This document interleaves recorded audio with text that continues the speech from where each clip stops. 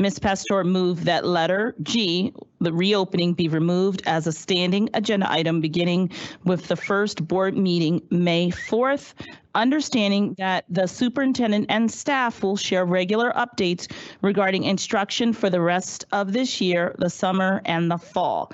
That's the motion. And is there a second? Because I didn't hear a second. Point of order, Madam Chair. Well, first we need to process the motion. I need to hear if there's a second for Ms. Pastor's motion. Point of orders are interruptible and debatable. We do not need to. There was a second, and that second was from who? Molly. Okay, Ms. Jost. So now it looks like there's discussion in regards to Ms. Pastor's motion. Ms. Pastor, you wanted to speak to your motion? Madam Chair, points of order take precedence over processing the motion on the floor. Okay.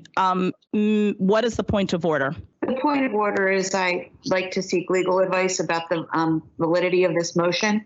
The original motion required that reopening be on the agenda until schools are fully reopened, and I'd like to consult legal board counsel regarding the rules for rescinding a previous board action. So as I understand it, based on Ms. Pastor's motion, which was made and seconded, it said as a standing agenda item until schools are fully reopened. And Dr. Williams, correct me if I'm wrong, are schools fully reopened? Are there any schools that are not fully reopened?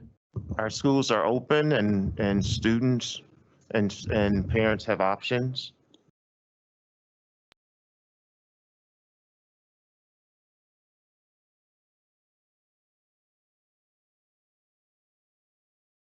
So they are fully reopened.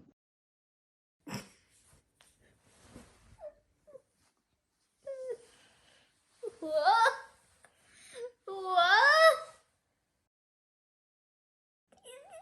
They're not fully reopened for 2 days. That's not even half reopened. Our schools are open, yes. Okay. So the motion said a standing agenda item until schools are fully reopened. It didn't say how many days a week or anything like that. It just said fully reopened.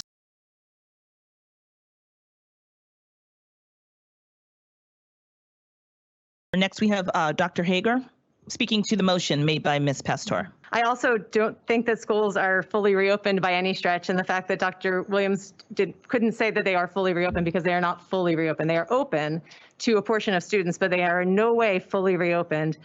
And I also don't believe we have a firm plan for summer and fall. The idea of taking this off the agenda, it doesn't sit well with me. Also, Case did mention the things that Ms. Pastor mentioned, but they also said that we should be reviewing and questioning the plan, which is what our job is, in part of our job as a school board. And then the last thing I'll say is that we were also discussed possibly adding academic achievement to the agenda as a standing agenda item, and we were told that we didn't need to add it as a separate agenda item because it would be part of reopening. So now if we take off reopening as well, then we're taking off that possibility in addition. So many reasons, but for those reasons, I definitely do not support this this motion. Next, Ms. Mack. Dr. Hager said everything I would have said. Thank you. Next, Ms. Henn. Thank you. Likewise, I go back to the original intent of adding this as a standing agenda item. That's to ensure that the board's priority is getting kids back to in-person learning. With all due respect to Mr. DeHart's comments about not getting in the operations, this board's role is still governance. We still need to focus on what's important, and that's getting kids back. I agree that schools are not fully reopened. All students don't have the option to return to 5 days in-person instruction. And until they do, we need to stay focused on what's important. So I won't be supporting Ms. Pastor's motion for that reason. There's a reason we added it to the agenda in the first place, and that reason still stands. Next, Ms. Causey. Ms. Hager did cover a number of the points. I also agree with Dr. Hager that we have not heard about the summer program. We have not invited all children back to schools. So I'd like to continue being able to discuss these things as they occur. And I would just like to say in regards to the motion, I actually do support this motion that Ms. Pastor brought forward. Our schools are fully open. The motion did not say a number of days a week.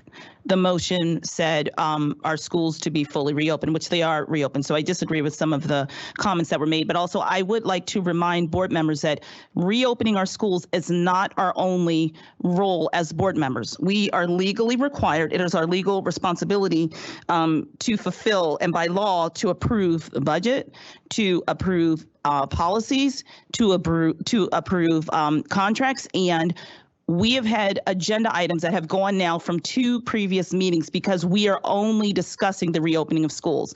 And I would ask board members to question, are you putting reopening of schools above your legally obligated duties, which many of you were either elected or appointed to do?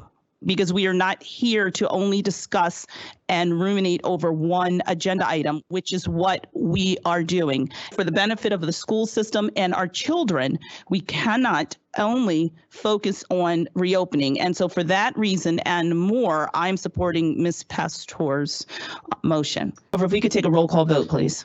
Ms. Rowe? No. Ms. Causey? No. Ms. Mack? No. Mr. McMillian? No. Ms. Jost? Yes. Ms. Henn? No. Mr. Mahomsa? Abstain. Mr. Offerman? Yes. Ms. Pasteur? Yes. Mr. Kuhn? No. Dr. Hager? No. Ms. Scott? Yes. Favor is 4. Okay, so that motion does not carry.